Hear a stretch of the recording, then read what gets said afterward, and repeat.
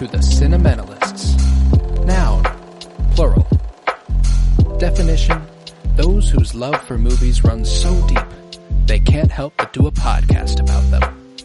Hosted by Colton Robertson and Joseph George.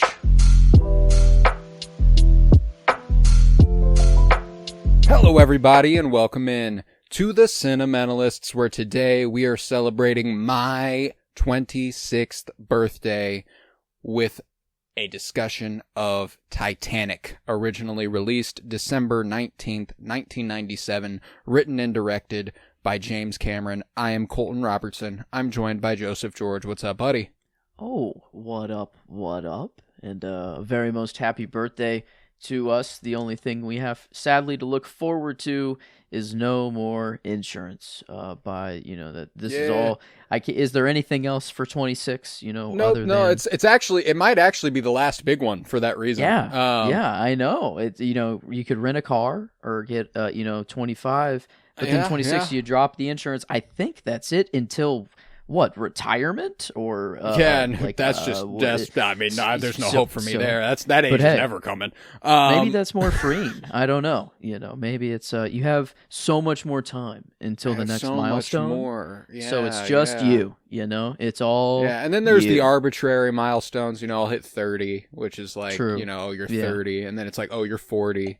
And it's like, oh, you're 50. No. So like, it's just the tens after this. This one, it's only becoming a milestone because of the system we exist under, which is hilarious.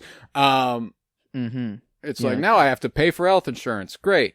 And I already have been for like 10 days. I went ahead and started doing it on January 1st, because I had to.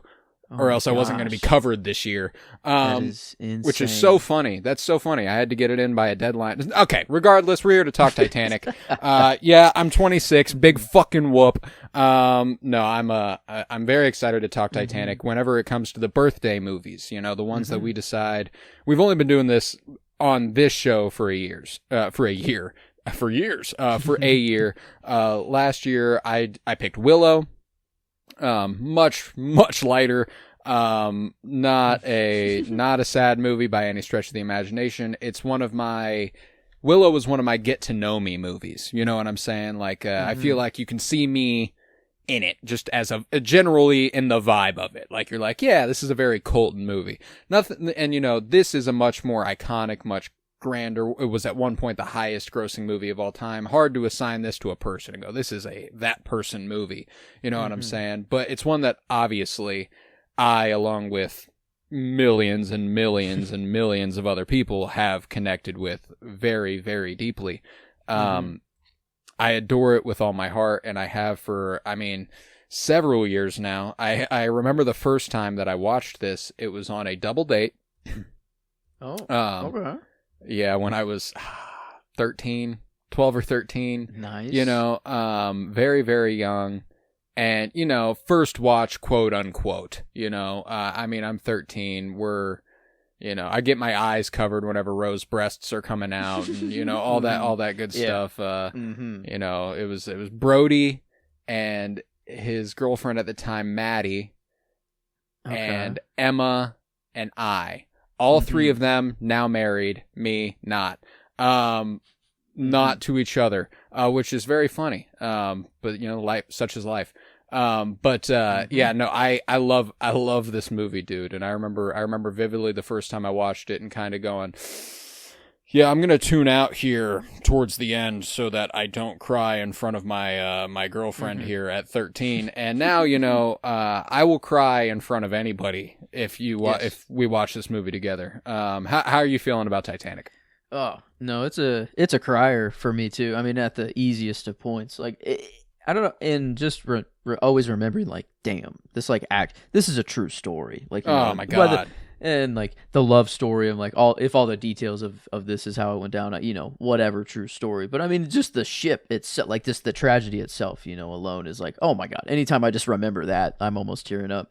But then the actual love story itself is good enough. And the more I've like grown with it, it used to just be, the movie that Rose. How are you not just going to form a childhood crush around this woman. I feel like, the red hair was really formed by a crucial kind of set, I feel like, of women. Mary Jane, I feel like Kate Winslet in Titanic, Ariana Grande and Victorious. Yep. I think that might be the power trio. Those were the big three for you when you were a kid. But yeah, I mean this. But then as a kid, it was just kind of like I strangely wanted to see the ship go. No, we the all crash have part. morbid fascinations, and that's one of the things about this movie that is wild to think about, as far as how long is long enough. Yeah. Before you go, we're going to make a movie about this. And 85 years after the sinking of the Titanic is a human lifetime. If there was a 15-year-old survivor on the Titanic, it's feasible that at 100 they're kicking it and around when this movie comes out, which is, I mean, unlikely, but it's there. It's a possibility. And so one of the, we'll see. 2086, when it's time for the 9/11 love story, let's make that movie. Let's make that movie happen. No, but see, that's what's fascinating is that, like, to be able to digest a tragedy like this, analyze how it happened, why it happened, and the hubris that went into it, and all the while, it basically tackled James Cameron's fascination with it entirely. He's famously said that he has spent more time on the Titanic than the captain of the ship did. Yeah, because it was one voyage. Damn. It was one voyage. That's so he has literally been on the Titanic more than the captain of the ship has. The captain now. He is the captain now. And Bill Paxton's character, the one in the future, who's like in the future, the present, I should say, not the past. He says, this has been my life, but I've never understood it. I've never gotten it. I've never let it in. And the idea that this movie is kind of James Cameron's way of letting it in, kind of going, there were untold stories on this boat. There were thousands of lives here. And while this love story might not have happened, somebody was going home to somebody. Somebody, like there were people who accepted their fate and curled up next to each other in their bed. Like that is devastating, and the visual of it and the actual, I don't know, diving into it as deeply as he's willing to, and I don't know, not holding back as far as who's to blame and what the problem was is really, really impressive. And obviously 85 years after the fact, easy to just go, yep, your fault. Yeah, because, I mean, they even have that scene in the movie of, like, when they break it down very analytically, and show old Rose, hey, here's how it went down, and then that big ass in the air, that big and that's a big ass. Yeah, and it's like, yeah, it's very easy to, when it is just a ship on a monitor and you're doing, breaking down just the physics or whatever. Like, yeah, you look at it that way. But to Rose, it's like, oh my God, like, holy shit. Like, You're I know giving me exactly a play-by-play breakdown of the most traumatic event of my life, by the way. And big ass is coming out of his mouth, at the same time. So it's like, I think it is, it's a weird gray area of, like, how long do you wait, or is it better to, like, kind of almost rip the Band-Aid off, but because the movie, if anything, honors, like, the tragedy, it's like, look how far you can see how far we've come, like, in just cruise ship, I don't think we make the mistake of having only half passengers. I don't know. Maybe that's still how it goes. Maybe there's even less lifeboats on cruise ships today. I could be talking out my ass, but I'd imagine. No, I mean, the Titanic by scale is a fucking it's not even close dinghy compared to some of the cruise ships we have now, which is utterly fucking insane. Yeah. But no, like, there is. I'm always really fascinated by, that prospect of how long's long enough. Is it important to get the story out there? Like regardless, one of the things that always interests me is the prospect that us being born in 2000, this movie coming out in 97, becoming the highest grossing movie of all time before we are alive. Is the tragedy of the Titanic as well known to us in our generation if this movie is never made? No. The answer is absolutely fuck not. You know what I'm saying? Yeah, because why would anyone bring it up again? No offense to the people who died that day. No, real, for real though. But yeah, it became a worldwide phenomenon. It was probably something in history books. It was probably, it was in history books, and it was something you breezed over in a lesson once, and then that would probably be it. But now every time they hit that lesson, it's like, oh, one of the biggest movies of all time is about that, Yeah, and if you want the most beautiful breakdown, the most beautiful lens that you can watch that tragedy through, go ahead and watch that movie. I think honestly it's better to just show that in history class. But when it gets popping, the horror it's not good actually. It sucks. No, the tragedy itself, they don't romanticize the actual devastation. And I mean, you got the thing is, me and Emily were watching it and she goes, "What's crazy is it was worse than this." Yeah. This is a lightened version. This is a movie set version where there's not actual You're watching people bounce off of stuff from, stories up, and they just bounce off and fling away. And that's already a jarring image. But the idea that is not what would actually happen if somebody did that is, people sliding down the boat all the way down. Yeah. And hitting shit on, that's horrifying.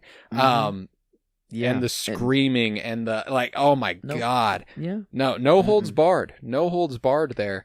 And that's the weird thing, is that as a kid, I saw through all of that and thought of it when they're sliding down the boat, I'm like, that would be fun. When they jump off, I'm like, ooh, fun high dive. I think it was just trauma blocking. It's 100%. Okay, I have to make this a fun moment or else I'm just watching devastation. Otherwise, you're like, why is this movie such a big fucking deal?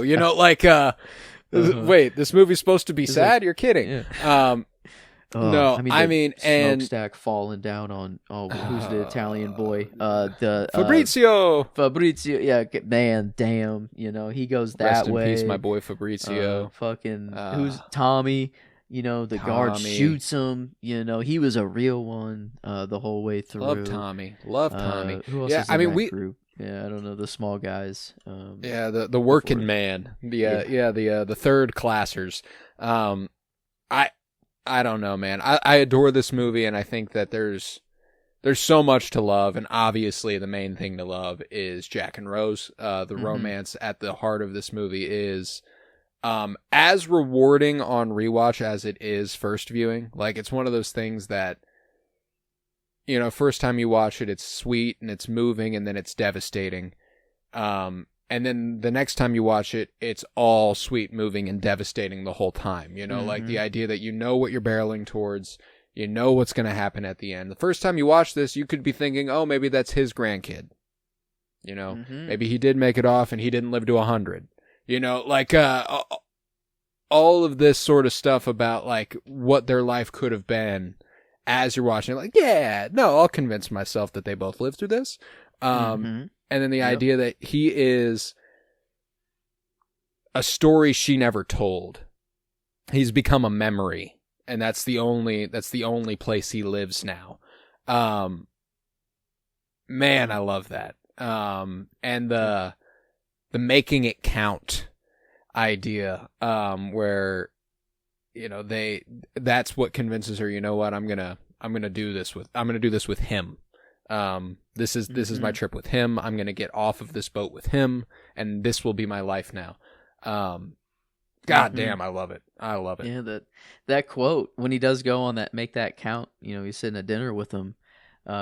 He does say, I think that life comes at you. And I don't know why, it made me remember that Timmy C quote, when he was doing the Dune press tour, and he was like, that the captain, something, the captain of your soul, and something of your fate, but you can't, that life doesn't come at you. That life is, you are life, and that you are going, or it comes through you. You are navigating. Yeah, you're like the. You were like the vessel Man, what did he... through which life flows type thing. Yeah. Type shit. I don't know why. Because that's probably like how Timmy C would say it. Type shit. Yeah. Mm-hmm. Yeah. But it felt like this was like somehow an inspiration. Marty Supreme. Yeah. I need to see that so bad still. I am oh my God. It fucking rules. It fucking rules. But, Timmy. Yeah, I don't know. Lil Tim. We love Lil Tim.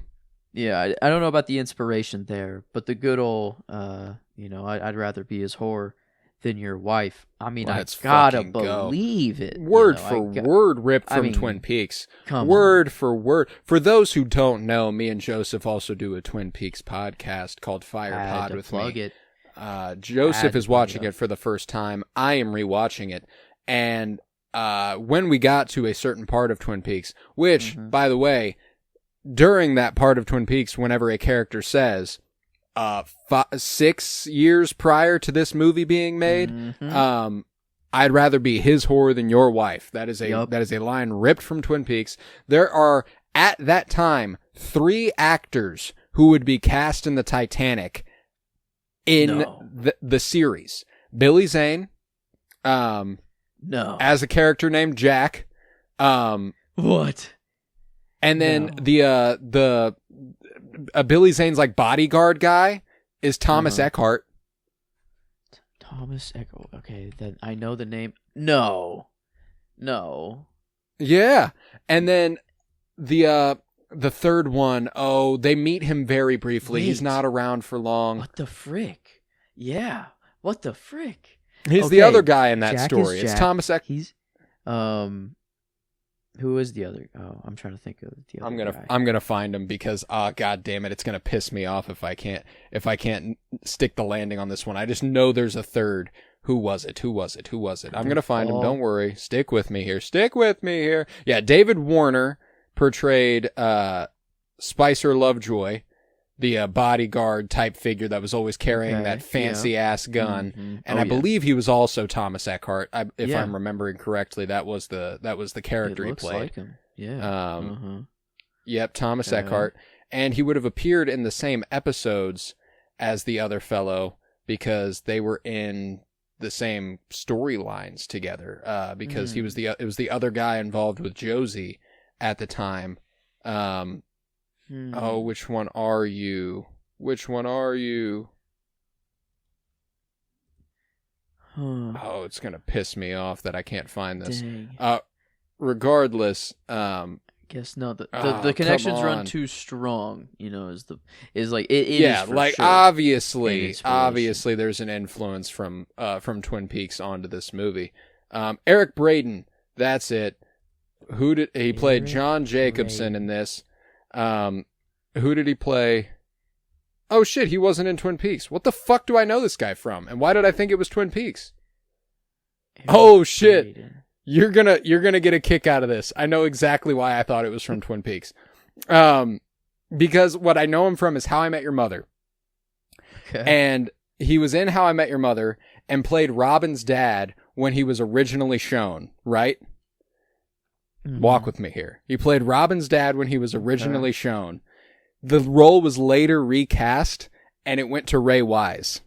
Oh. So I have this association between this actor and Leland Palmer that exists in my head. My bad. I see. 2 actors. That's my bad. That's why I couldn't find it. It's still in universe. It works. I see. It works. It works. Okay. No, the good old I gotta believe James Cameron is a Peaks fan. He's gotta be. Oh yeah. And why wouldn't he be? Why wouldn't he be? So I don't see much other inspiration. In the movie. This is a very, very happy taking the most positive out of the dark that you can. I'd say almost flipping Lynch on his head, but no, it's this. I think that is the way to do any tragedy movie. Obviously, I think you can't heighten. Well, I don't know, because then there's movies kind of like Zone of Interest Yeah, that's that what I was thinking. heighten it to so much of a degree, because it was more of like a disgusting human act, not just like an accident. You know, Not this, a negligence. yeah, this, you know, It wasn't yeah, I guess still human. Still human error, human hubris. You know, true. We want to be the fastest ship. We want to be. It wasn't like grandest, it's not like everybody who designed the boat was like, can't wait to kill these 2,200 people. You know what I'm saying? Like, that's the vibe. That's what we're doing. Yeah. No, like obviously that's it, but it's no, exactly what you're saying. Like there are these different ways to analyze these terrible things that happen in life. And obviously this is taken from a real tragedy, but like you compared it to Lynch. Lynch tackles a lot of stuff that does happen in real life. And he makes it his, and he finds a way to approach it in that Lynchian way that makes it feel unreal. James Cameron obviously is more than willing to tackle it straight the fuck on as is. And he does manage to tell that incredible love story here between Jack and Rose. And again, Rose, there's never been, I've talked about this, I don't know how many times on the air. I mean, just countless times have I brought this up. But there's very few times that I've been convinced that a director was at least kind of in love with their leading lady. Yes. Yes. Every time that the camera is on Kate Winslet, she looks like the only woman alive. You know what I'm saying? Like, there is nobody else on this fucking earth besides Kate Winslet when she's on camera. And there's only a couple other times that I can think of off the top of my head where that has happened, and the most notable example is Ingrid Bergman in Casablanca, which is incredible company to keep. You know what I'm saying? Like, that is, if those are the two, goddamn. And James Cameron, like one of my favorite clips, and it gets me like this too, just because of the inevitability of it. You know, whenever she gets out of her little carriage and her purple hat's on, and then she looks up and you see her face for the first time, there's a clip of James Cameron watching that scene and crying.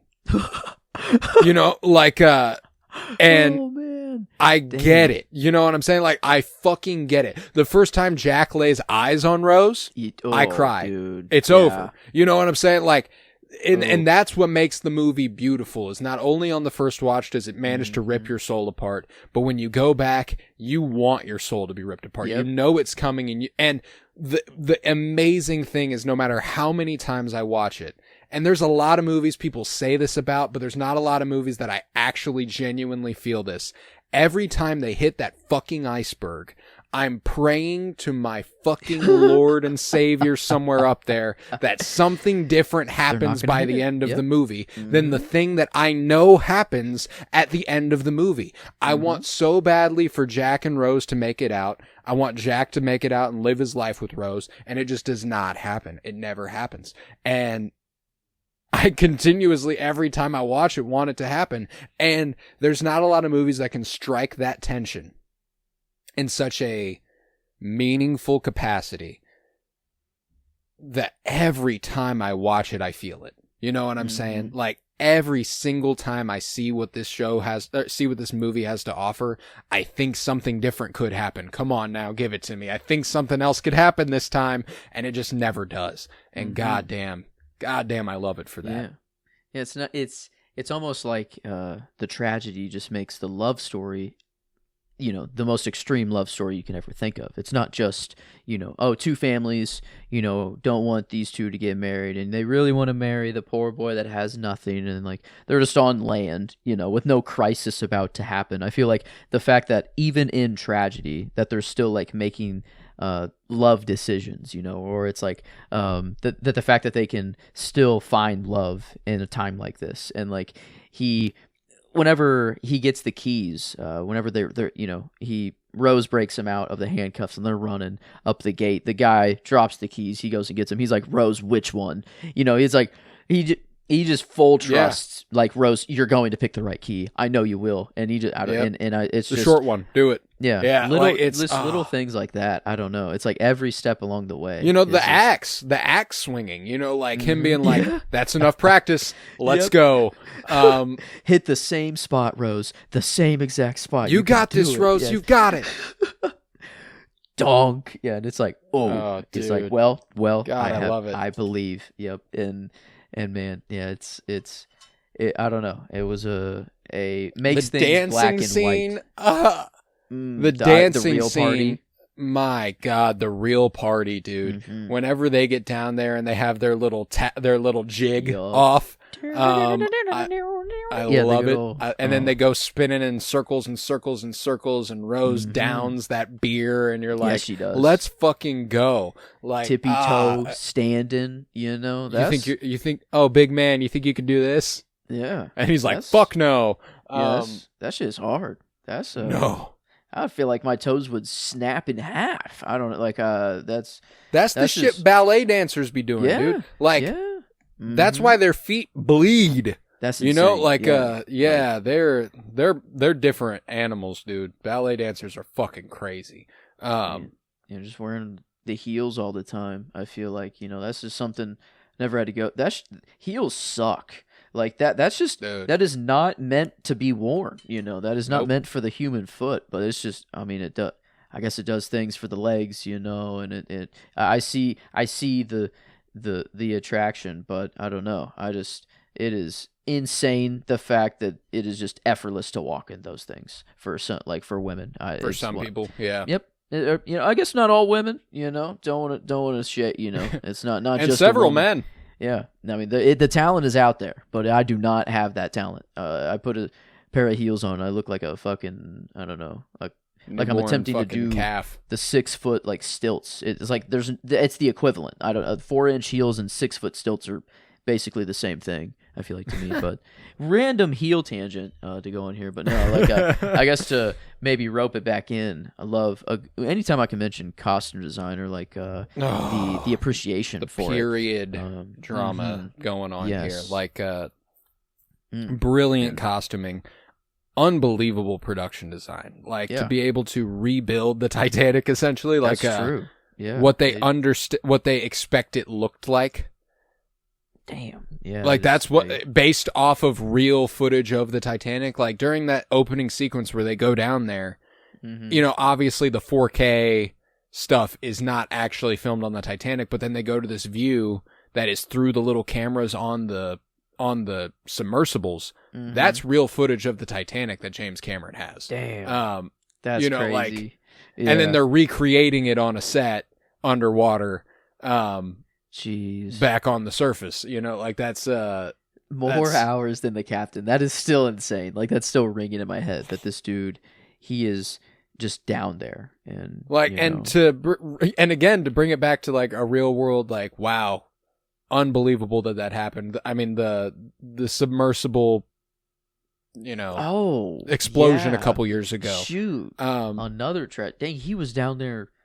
Probably through many of those, like, and that's just a possibility of that can happen. Holy, man. And whenever that happened, James Cameron was a guy they had on like as like a talking head because he's a fucking oceanography expert. Like this dude makes $1 billion movies to fund his habit of going into the ocean. Jeez. You know, like looking across his body of work, you look at The Abyss, Titanic. Avatar Way of the Water, Avatar Fire and Ash. This dude just makes movies as an excuse to be in the water. He loves that's what he does. Avatar was his first movie after Titanic, and then Way of the Water was his first movie after Avatar. Like, you're talking a 25-year gap where he made 3 movies. Wow. And they all became the highest grossing movie ever made. Like, yeah, he's figured it out. I don't know, dude. I don't know what he's doing, or how he does it. But yeah, you want $1 billion, hire James Cameron. I feel like that's just the business way to see it. But that's what's incredible about James Cameron. He's like, nah. He's like, nah, I'll do it when I want to do it. If you don't mind. I'll just do it whenever. The fact that we're getting we got Fire and Ash a couple years after Way of the Water, and now that we're going to get the 4th one within a couple years is just a testament to how much James Cameron fucking loves making those movies, because he hasn't worked that hard since the fucking 80s.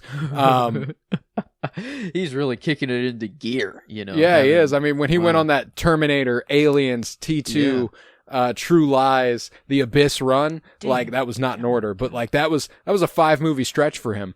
That was late 80s, early 90s. And then Titanic after that. Like, what a fucking nut, dude. This guy has the iconic gene. I don't know, some iconic gene within him. He just knows how to like, it's Terminator, Alien, Titanic, Avatar. Like, that is an insane thing just to be bringing into the world. Like, to, here you go, guys. Here's just and not all to these mention, stories. look at that lineup one more time. Aliens, Terminator, T2, Avatar, Avatar. Smashed somewhere in the middle there is a period romance drama that takes place on the Titanic. All of that is science fiction. You know what I'm saying? Like, all of it is science. I mean, don't get me wrong, he's made other movies, but like, you can tell that's where like, he's like, yeah, I love sci-fi, but also I'm really interested in the Titanic. Let's do this thing real quick. Wow. What an unbelievable filmmaker. I absolutely, I didn't think I would be like a James Cameron head. But I'm here, dude. I'm huge on James Cameron. He's my JC. It's a weird, like, it was Titanic like a practice round for Avatar, like, or was that, is it like a what can we do to film in the ocean? And it's like, well, damn, it's probably expensive as shit to film in the ocean. Well, what better to go film a tragedy that is well known that people would want documented, right? So boom, he gets the funding, to mention the absurd visual effects that occur in this movie. Like, it's really, really impressively done. We get all these sort of giant panning shots of the deck of the Titanic. Mm-hmm. That's not real. Yeah, you know what I'm saying? That's not a real boat. Like, that's a fake boat, and often fake people walking on that fake boat. It looks seamless, and that's the only part whenever you're like, okay, yeah, is the iceberg scene. That's the only part where you're like, VFX are a little strange here. But even then, I can't be sure that the VFX are strange there because I have no idea what the fuck that would look like. You know what I'm saying? Like, that's one of the things where I'm like, that's so foreign to me that I don't know what that looking realistic would look like. I mean, that's just like the smallest part of the movie too. I feel like it is the one thing that does happen to the ship that is its downfall, but like it's over pretty quick. Half the movie happens after that. Yeah, it's like, actually, it's the midway point. It's the middle of the movie. That's crazy. That is, I mean, it is an hour. I think I paused like an hour and 37 minutes in on the dot, because I love when that happens, when I pause and it's directly on like a minute. Like directly on something. I love that. So I took notice, and the chapter title, because I have it on Blu-ray, was Iceberg Right Ahead. And I was like, holy shit. I was like, no fucking way. This is a 3 hour and 15-minute movie, and an hour and 37 minutes in, we are hitting the iceberg. Like, that's incredible. And, that breakdown at the beginning where, they're breaking it down for Rose is obviously an exposition drop for the audience. So you understand the stakes and exactly what is happening when it's happening. And it actually even builds suspense because later on, oh shit, this thing's going to snap in half at some point. Oh shit, this is going to happen. Oh shit, this is going to happen. These compartments filled with water. When that happened, this happened. And, they do that whole thing, obviously, as a means to let you know exactly what happens. And then whenever it's time, you're not fucking ready. And they explain that it takes like 2 hours before before the boat hits the bottom of the ocean. And it's relatively... That's so insane. It's pretty close to real time. Obviously, it's sped up a little bit, but with an hour and a half left in the movie... Yeah. Oh, wow. It's kind of... We are experiencing it as it truly would have gone and down. we obviously get like a 10-minute epilogue with Rose-ish. But, hour and 20 minutes versus 2 hours, obviously we're speeding through a little bit of stuff, but god damn, it either feels like a lifetime or it happens in the flash of a bang. You know what I'm saying? The ocean is just so scary. I mean, it's like fucking horrifying. Whenever they go to that wide shot where they shoot the flare, and there's nothing, nothing it's just in pitch sight, black in every direction. Yes. Oh my god, that is like, no, Like and it just swallowed it. So the biggest ship of all time that humans have created instantly just swallowed within no time at all, and you would have no clue. And it's just at the bottom of the ocean. How many, how many ships are at the bottom of the ocean? And then what happens at the bottom of the ocean? Does it get sucked down even further into the earth? I don't know what the fuck goes on. Yo, Jack knows ball, by the way. Jack being like, hey, so what's going to happen whenever this thing goes under is it's going to take us with it. So kick your fucking legs and don't stop. Locked in. I mean, bro, both of them were on one. Like they know how to. They know how to. Their fight or flight is on one. They got this shit. Again, that's the kind of stuff at the end of the movie that just keeps you. Is every time whenever Rose gets on the lifeboat, and then she jumps off the boat, and then she's there, and then whenever they climb up, and then she looks at the people around her, and you go, oh fuck! Like it's small moments like that just make this so intensely human and remind you what it's about. Like whenever she looks at a mother telling her child, it'll all be over soon, it'll all be over soon, and then another girl probably about her age looking back at her just terrified and kind of zoning out, disassociating and going, this is really happening. This is real. Like it's a moment for the viewer to kind of reckon with that too. Like this actually happened. This is a real thing that occurred. Child and father and brother and so many people helpless and nothing, like real, knowing it's coming but not wanting to accept. Like it's the worst. Like it is just. No, like I've been on, I guess, 2 cruises in my life, and it is this movie in the back of my head is the worst fear of every, I think, cruise of everyone. I've been on 1 cruise, and I was too young to experience anxiety. You know what I'm saying? Yeah. Like I was 5 years old, so I hardly remember it. And that in concept has always been so interesting to me that like there is genuinely I am more anxious than I was 10 years ago. Like as a person, just generally, I am more anxious now than I was 10 years ago. And like only life can make you that anxious.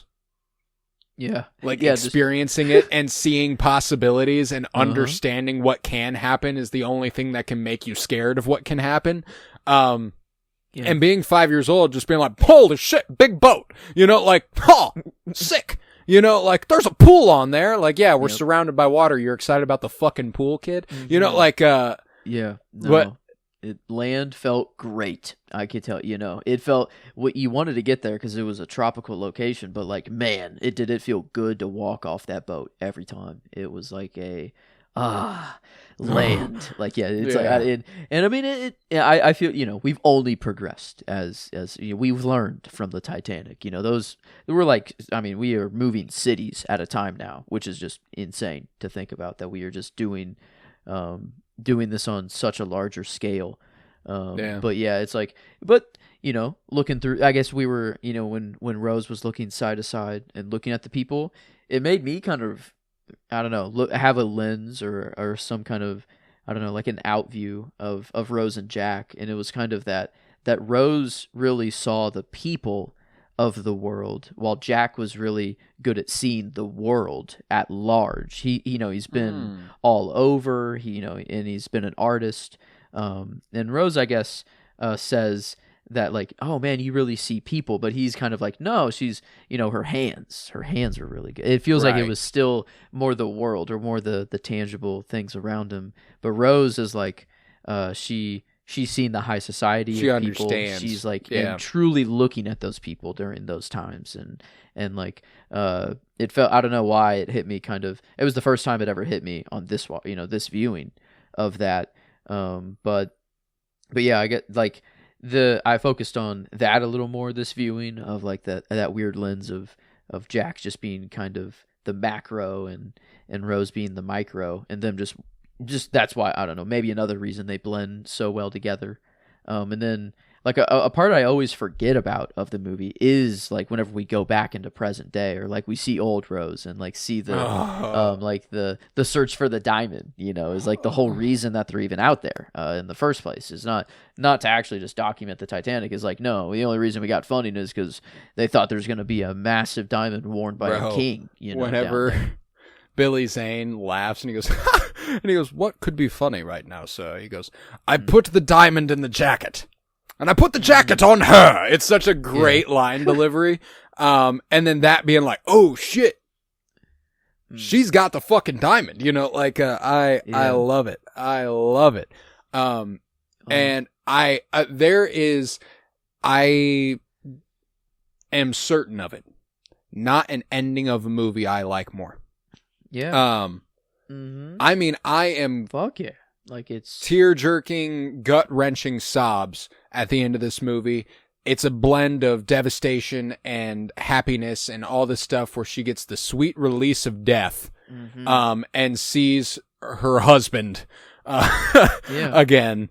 And then she sees the light, and that's that. I fucking, oh my God. And the fact that she dies there, you know, where he did, you know, roughly, man, on the boat, in the bed, you're going to die old, comfortable in your bed, surrounded by people you love. And like, she's got all the pictures and like, it's, oh God, I love that. There. Even yes, and, you know, the heart of the sea takes them everywhere. Becomes the heart of the sea. Actually, you know, it's down there for no one else to grab.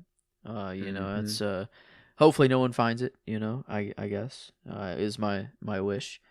But yeah, no, it is. It's like a needle in a haystack. The most beautiful way to view this tragedy. Like I don't think, you know, another story could be better. Is like there's not many people that did survive it, you know, and then, you know, just the people that weren't on the lifeboat. Like, I wonder, how many, like, people that were not on a lifeboat that they went back for that survived, or, like, if, like, if that part is true, you know, was it only one survive, you know, is Rose, like, old Rose actually true? Like, that there was one survivor that... No, well, like what she says, I think, is a fact, which is that there was not one survivor. Dang. It's that there were 6. Oh. She says I was one. She says I was one of 6 people who didn't make a lifeboat and lived. Dang. That is, oh my God. And just going through that sea of people, like, and just, like, is any, like, yelling, you know? Shout out to Mr. Fantastic.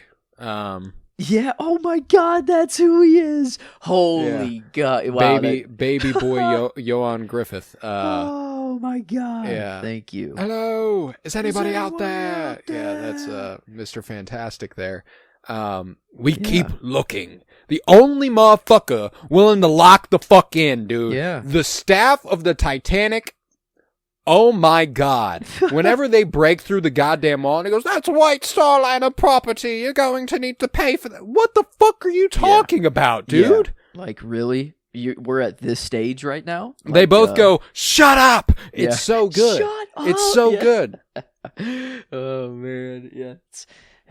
The guy just holding that gate closed, you know, he's just holding, you know, and seeing all the people just back there. Fucking problem. You know, that there's one dude up there, I guess I don't know, we don't deal with him, but then the second gate they go to that they smash through with the bench, and then just Tommy gives him a nice, you know, hook sock to the on the jaw. Yeah, just let's boom. fucking go. Yeah, that's nice. That should have happened to so many more people in the process. Like, don't get me wrong. I appreciate the idea that they're trying to prevent a panic. The way to prevent a panic is not to lock people in a fucking room, dude, on a sinking ship where water is rising. Maybe it was more like, morbid of like, well, damn, we only want the first class people to get on the boats. Oh, 100% was. Yeah. Like, they got priority to live. Yeah, that's, oh my God. Yeah, and the better half, you know. Well, at least it's the better half, you know. Yeah, Billy Zane, man, from peaks to this, he really is a coin flip. Or completely opposite. He gets a perfect ending. Yep, from what I hear, the Great Depression hit him pretty hard, and he put a pistol in his mouth a year later. Yeah. Oh, I mean, dang, I didn't think of this.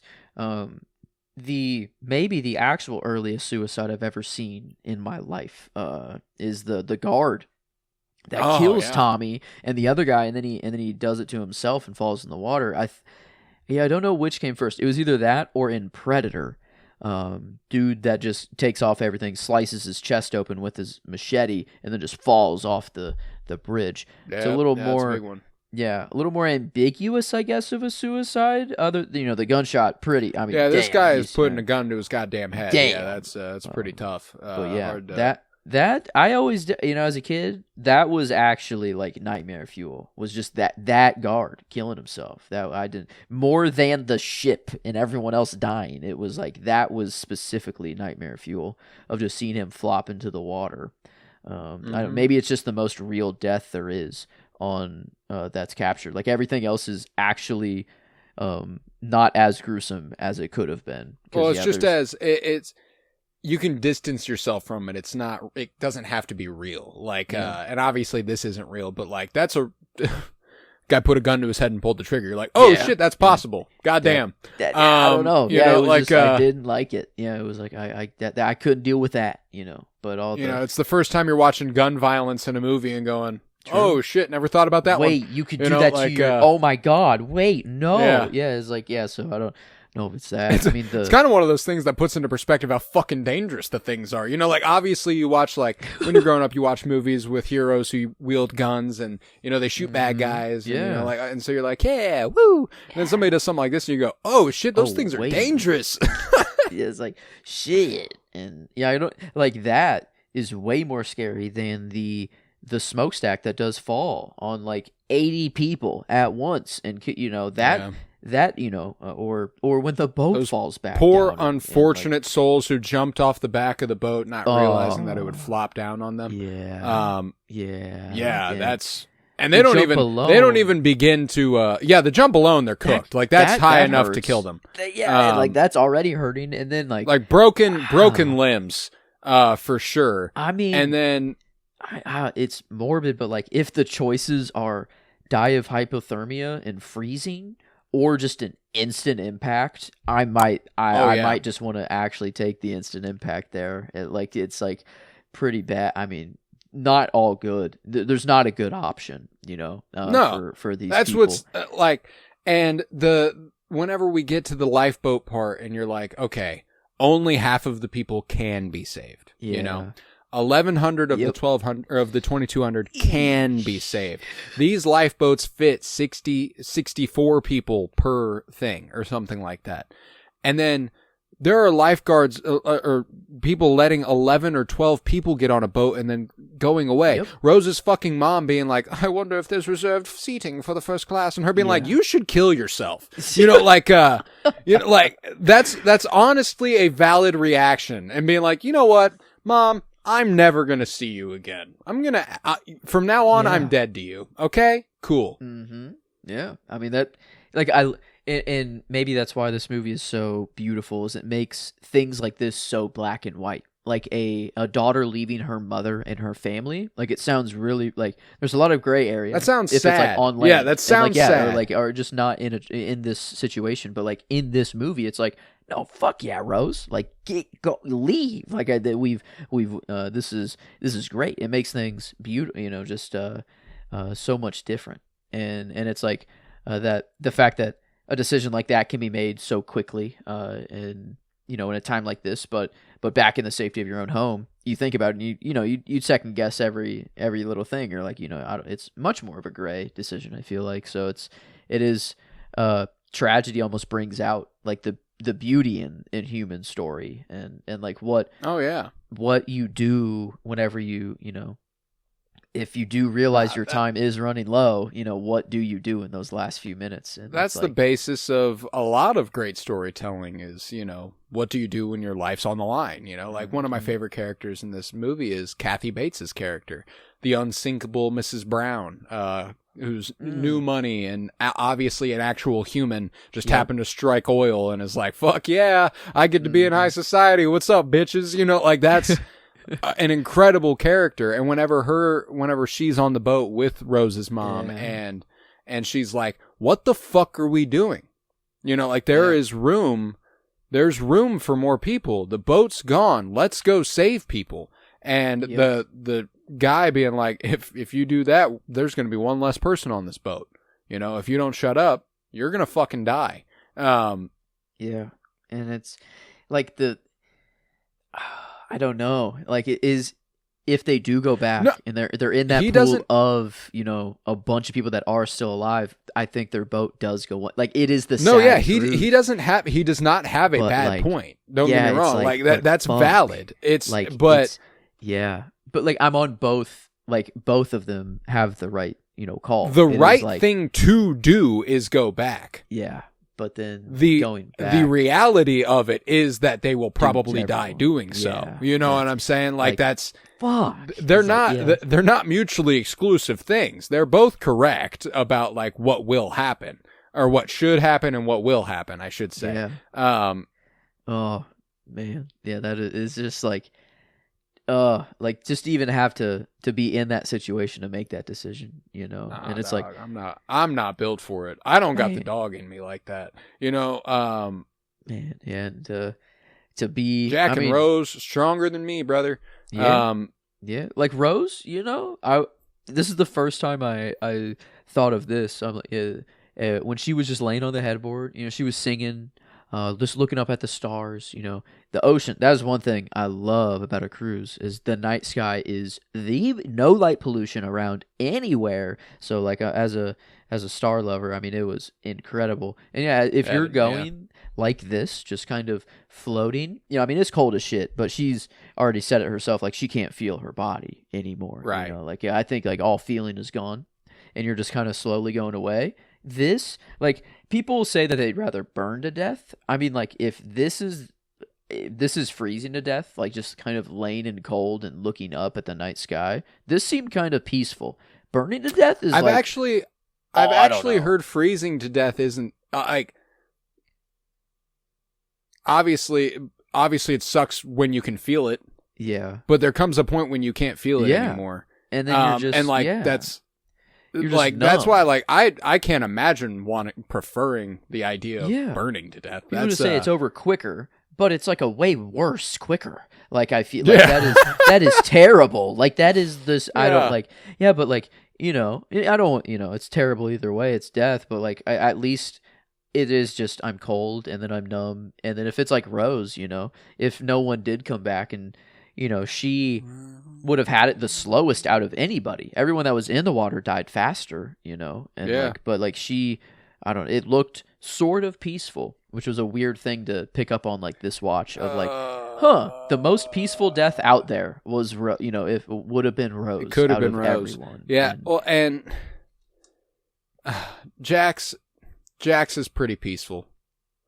I mean, Yeah, it's not true. good. Don't get me Yeah. wrong. He freezes to death. way better than Um, most other, you know, if everyone else was just out there on their own, didn't have He's anyone holding the else hand or- of the woman he loves, and he's comforting her, and then he dies. Like Mhm. worst ways to go. Yeah, But whenever she sees help and she tries to wake him up, dude, fuck. dude, No. I can't. I and can't. her vocal fucking cords do are it, too dude. cold to actually, you know, yell, and like it's too she can't actually yell. It's like the She goes, "I'm sorry," Ugh. and oh god, she pushes him down and Yep. or lets him go and lets him sink, and then she has to go for the Yes. whistle, like, and swims all the way over. What a badass! What a That- fucking badass!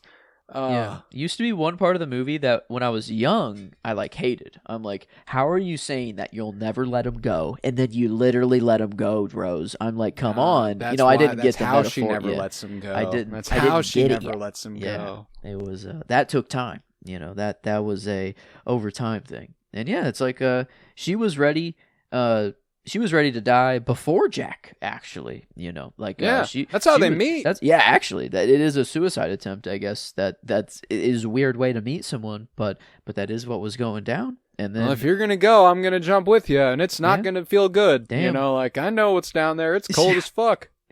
it's an interesting way to talk someone out of it, you know, to because he's like, no, you won't, or she's like, I'm gonna jump, I swear, and he's like, no, He you won't.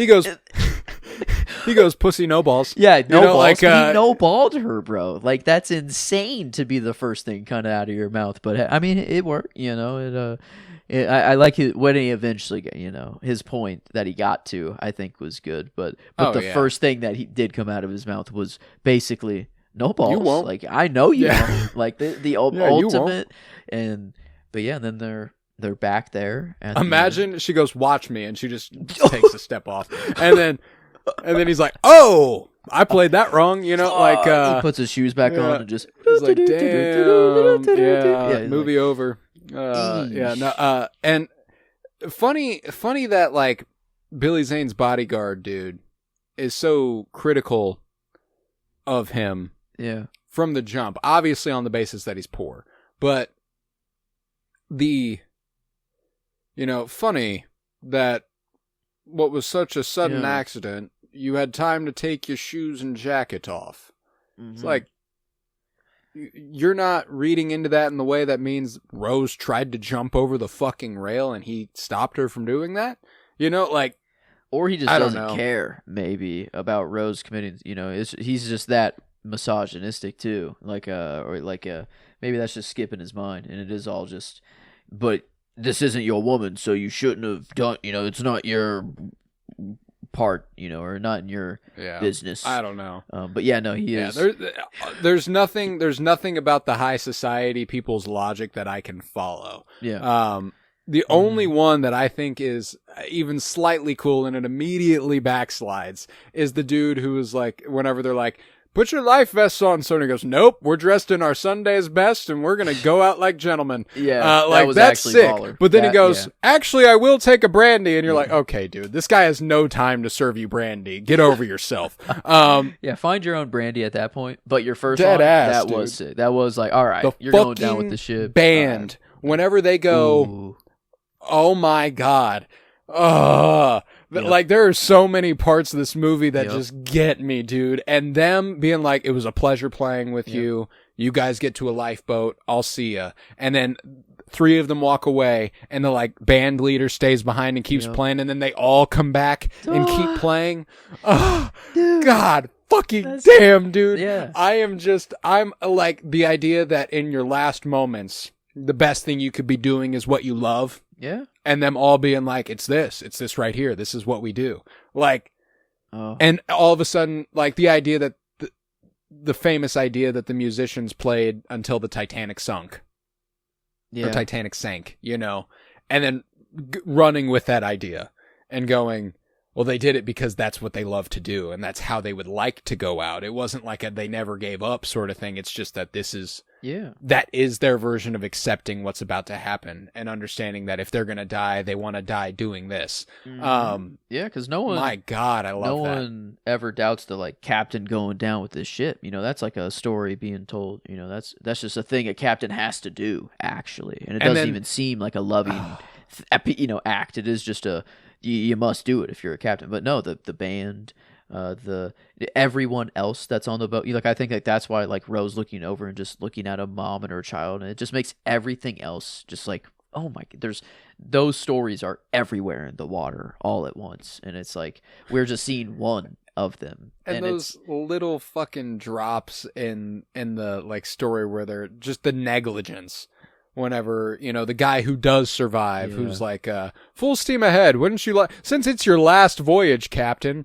Classic storytelling. I have no idea if this was actually the captain's last voyage to be or anything, but like, you're about to retire and then you die, like that's a classic storytelling beat. But him being like, let's go full steam ahead. What do you say? Really get the engines pumping, arrive there a night early and make headlines, and then that guy gets to live. That little dropper, they're like, you seen the binoculars for the lookouts? And he's like, nope, I haven't seen them since shore. What? Yeah. What the fuck do you mean? That dude, I don't know. For some reason, the designer kind of gave me the heebie-jeebies as a kid, too. Like him, whenever it's just the shot of him sitting in the boat, like on the slow, like down when he's like, yes, I got in. I realize that I am doing this, but whatever, who cares? And as a kid, I did not know him as the designer of the ship, like at all. It was just some random dude that hopped on a woman's boat when he was not supposed to. And then I'm like, oh, you're the dude who wanted a clickbait headline, to drive, your boat to be more cooler or whatever. And this yellow journalism. Yeah, it's just, it's just, God, what a cunt. I fucking hate that guy. And I love the way they portray the captain and the engineer. You know, I love that the captain going down with his ship is an honorable move. Yeah, like he's like, I didn't want this. This isn't what was supposed to happen. Yeah, but this is my ship. And I almost deserve this for allowing it to happen. I do have the say so. I could have told this guy, fuck off. This is my ship. We're not speeding up. We're not doing that. And I did. So I'm going down. I deserve to die with these people. Cool. The engineer does not. Yeah. You know what I'm saying? Like the engineer is like, yeah. He feels the weight of responsibility even though it isn't his. And that's devastating. Yeah. You know, whenever Rose sees him and he's like, Rose, I'm sorry I didn't build you a stronger ship. Like, oh my God. Like, dude, no ship is surviving a head-on collision with a fucking iceberg. This isn't your fault, dog. And then whenever he was like, yep, I advocated for more lifeboats, but apparently it's ugly. Yep. God. Like, and we still don't learn quite, as much. Like another, just a tragedy that's ringing a bell, like, and it's similar to this is the Challenger explosion. And it was due to just, wanting it to be televised and, not actual practical reasons to have the launch happen, and then the worst happens. It is, it was already the headline, but the Titanic was already, just it setting off in the first place. It was gonna make a headline when it made shore. Yep, it's the biggest ship ever. Yeah, and it completed its voyage. And these fucking cunts, God, I hate the rich. If I could eat them, I would. Yeah. It's maybe the one time I could. I don't know. To be all right with just it just doesn't. I don't know. It feels like that's tainted though. I wouldn't even want their sustenance. It would be wrong. I'm grinding them into vichyssoise. I think just throwing them in the Atlantic, Ocean, or Arctic, poetic. Ocean, just throw them in there. It's okay. The ocean swallows everything. It just maybe like Dune, like how the sand just swallows everything. It's like, but the ocean really, really does like that. I mean, it is not friendly. It is a scary beast. But fuck, if James Cameron, he'll go down there for who knows how many hours for funsies. I want to look at that. I want to go down there. That's insane. That is an I don't know, insane behavior. But it gave us this movie though, so I can't be too mad. Man, I love it. I do. And I mean, it's a 3 hour and 15-minute movie. There's so much movie here that I'm sure there's plenty of stuff we're not touching on, but I don't know. It's more than anything, it's the feeling. And the feeling I have at the end of this movie is just overwhelming love, for, and that's fascinating. The idea that this movie could make me feel that way about my people and about life in general, whenever it is obviously so tainted in tragedy. And just makes you feel human. Though. Like it does. It makes you feel alive. It does make you that. feel alive, and that's God. It's special. It's special for that reason, and I adore it. I don't have many other thoughts on Titanic. I'm sure I do. If we were to like break it down scene by scene, I'd have a lot more here. But just floating, I feel pretty good about the conversation. No pun intended about the floating. No, I mean the only other. One last thought I had, you brought up 3 hours, 14 minutes. Probably the only 3+ hour movie that no one has a problem throwing on. Like it is not a time commitment. It doesn't feel like the 3 hours. It is just everyone throws this on. But an Oppenheimer gives some people a pause. Unbelievable pacing here. Yeah. But it's incredibly done. Man. Yeah. Favorite. One of my favorites ever made. And it's why I had to cover it here on my birthday, celebrate being alive with a little bit of death. Yeah. To make Love the and life death, more yeah. beautiful. Yeah. Yes, you get it. You get it. You Yeah. know ball. Yes. Um, Yes. Mhm. But yeah, I think with that we can conclude our episode on Titanic here on the Cinementalists. We'll be back next week with Wild at Heart to continue our romance movie month, and that'll be coming the day.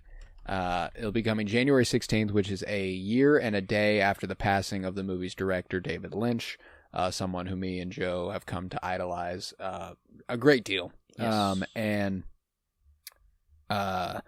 I'm very excited to talk about it. We've kind of made our way, chipping away at his filmography. We've covered Blue Velvet and Eraserhead, Twin Peaks Fire Walk with Me, and now we're going to be crossing a fourth one off the list here with Wild at Heart next week. Very excited for that. Obviously, that's the companion. Those are companions, of course, to our Twin Peaks podcast, Fire Pod with Me, which I plugged much earlier. I won't do it again. I did basically the full plug. But if you have a friend who likes Twin Peaks, share it with them. They'll appreciate it. Let's see. We also have a show called Geek with Me, which is more Star Wars, Marvel, fantasy, comics, all that sort of stuff focused. Our most recent episode was a Force Awakens live commentary. Star Wars The Force Awakens to celebrate its 10-year anniversary. That was about a month ago. So you got to go check that out. God damn, that was only a couple weeks ago. Jesus. Long couple weeks. Yeah, That's the holidays weird. Stretch it out, but make it go. Yeah, it's a that was time only a vortex. couple weeks ago. Yeah, it's strange. Fucking weird. So we covered that a couple weeks ago. Got to check that out. Geek with Me, Fire Pod with Me, and obviously here on the Sentimentalist, we'll be back next week with Wild at Heart. After that, we'll be doing In the Mood for Love, Wong Kar-wai, and then we will be topping off the month with Moonstruck. So great month ahead. Stick with us, and then February, got another great slate. So, got to stick with us. Let's go ahead and rate Titanic. It's a 10. All right. Yeah, I already had it in there. Actually, Yep, it's already done. It's already over. The whole episode. This month is pretty good. You know, have we ever had an all 10 month? I don't know. I don't know the I next don't know that we will. But yeah, that's okay. But I don't know if it's. I don't think that's ever happened. It's a good fucking month. No, I don't think we've had a clean sweep. I don't think we've ever had a clean sweep. Ooh, Lord. Yeah, no. I'm not a clean 10, but Lord of the Rings and Holdovers might have been in the same month, and Challenger. Holy crap! Yeah, wait. It's a great month. That's a Lord pretty of the high Rings month. trilogy, Holdovers, Challengers. Yeah, we got to take the averages of the months and see what our greatest month of coverage is. I bet you're stacking up to be pretty good here, though. This one is going to be a strong month. It is. Yeah. It's going to be. I can tell you for sure because obviously Lynch next week. Yeah. In the Mood for Love, you've never seen, but I know for a fact you'll enjoy just from an aesthetic standpoint. And Moonstruck has Cher in it, so that's a 10. Come on. Come on now. Yeah. I think with that, we will conclude this episode of The Cinementalists. A good old 10 for Titanic on the Cinementilometer. And we'll be back next week. I was Colton Robertson. I was joined by Joseph George. Thank you very much, homie. Oh, thank you for having me. It's always a pleasure to be here, homie. Oh, and it is always a pleasure to have you. And remember, what quote do I want to go with? Which one is it going to be? There's a lot of good lines here. Let's see. Let's go with a classic. Not a corny one, but a classic. A little corny. Jack, I want you to draw me like one of your French girls.